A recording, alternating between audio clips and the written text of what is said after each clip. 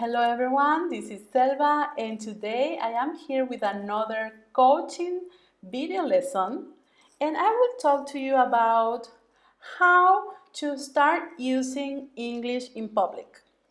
Usually we feel very self-conscious when we need to use the English we know in front of other people. We don't think that our intonation is good. We will think that we will make grammar mistakes.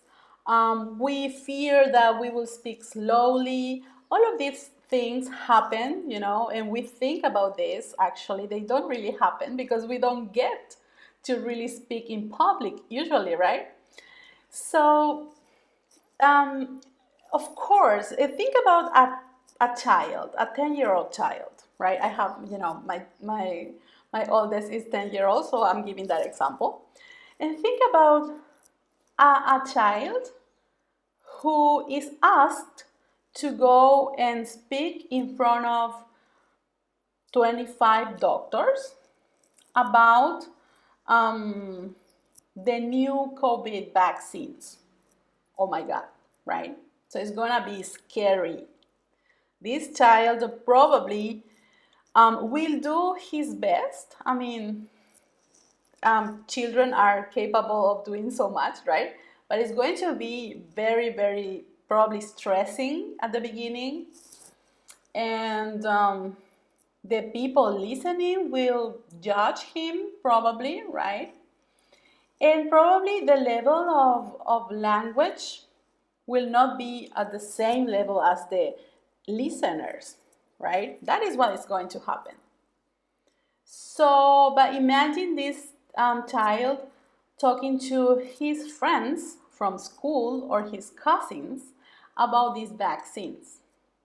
They're gonna have a very interesting conversation. And actually, I heard this conversation a few days ago, and it was really interesting how they shared all these ideas about the vaccine and how they were feeling about it, right? So the idea here is that we do not send somebody in the middle of the ocean without any precaution. We need to do brave things, but start in by steps, right? It's not that I am learning English and I've been learning for a month and then I go and give a presentation. I can do it if I prepare a lot, but I'm going to feel very, very stressed out and I will be worried, and probably this experience will not be beneficial for my process because it's going to cause a feeling of, okay, English speaking in public equals fear. So that's not what we want. So we need to start with small things. Remember in another lesson I told you that you can join online courses and then comment your country or your name or something very short? Okay, so a step before that is following Twitter or Instagram or Facebook accounts in English from people who are very, very famous or who are not very famous but are from distant countries. Countries in which you know that your friends do not have contact with. People you know your friends do not follow on Instagram or Twitter. So with these kinds of accounts, you can really interact because right now what Instagram wants, for example, is engagement. So the more you engage to an account, the more you receive information from that account, right? So if you want to receive English news or you want to know about your content creators who speak English, then you need to interact with them. So the algorithm will show you more and more of that.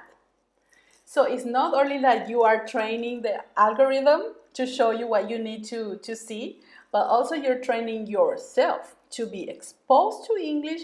And then whenever this content creator asks a question, like, how do you feel about this? Try to practice an answer, but write it and then send it. And that is, my friend, that is public. You know, people are going to read your answer. But do you care about what a stranger from Australia thinks about your English? Not really, right? Like, you don't know these people. So it doesn't really matter if you make a mistake.